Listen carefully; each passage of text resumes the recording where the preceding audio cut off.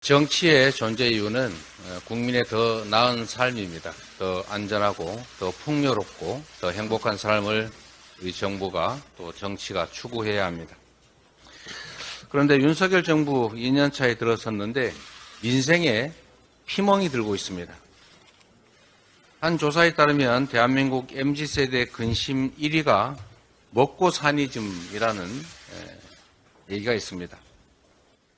그런데 이제 분식집에서 라면, 김밥 사 먹기도 부담스럽게 됐습니다. 곧 라면, 김밥 만원 시대가 오지 않겠냐는 자주 섞인 한탄도 있습니다. 서민 음식인 라면의 소비자 물가 지수가 14년 만에 최고치를 기록했다고 합니다. 소득 하위 20%의 가구 3집 중 한 집이 소득보다 지출이 더 큰, 즉 빚을 내서 살아야 되는 적자 가정이라고 합니다.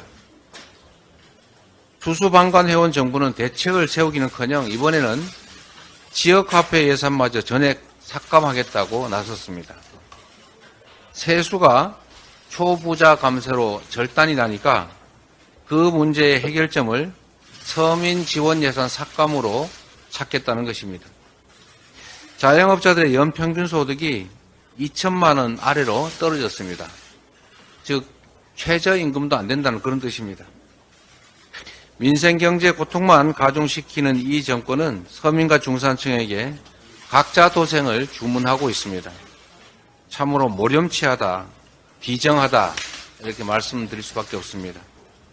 경제가 어려울수록 서민과 취약계층을 위한 정책 확대에 힘을 쏟아야 된다는 것이 전 세계 전문가들의 일치된 견해입니다. 경기 불황, 저성장을 타개하려면 세제 분배 기능부터 강화해야 된다는 지적도 수용해야 할 것입니다. 경제가 이렇게 어렵고 민생이 고통받는데도 현 정부 여당은 정권 노름에만, 권력 노름에만 집중하고 있습니다. 정순신 사태도 또 더 글러리 사태도 부족했던지 윤석열 대통령이 이동관 언론특보를 방송통신위원장으로 내정했다는 말이 있습니다.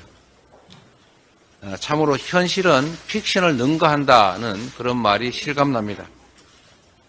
최초로 핵관이라고 불렸던 MB 정권의 최고 실세 이동관 특보의 자녀가 당시 하나고의 학교 폭력의 최고 가해자였다 이런 말들이 나돌고 있습니다.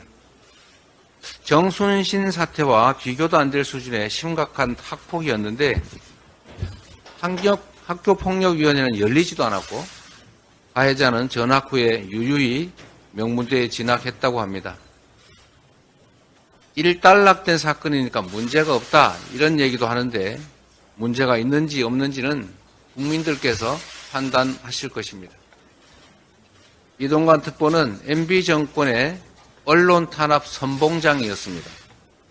2009년 9월 손석희 전 앵커가 100분 토론에서 하차했고 2010년 박문진, 김우룡 이사장이 이른바 큰 집에 불려갔다 온 다음에 MBC 인사가 이루어졌습니다. 감사원 감사로 정연두 전 KBS 사장도 내쫓았습니다. 당시 국정원 문건에 이렇게 돼 있었다고 합니다.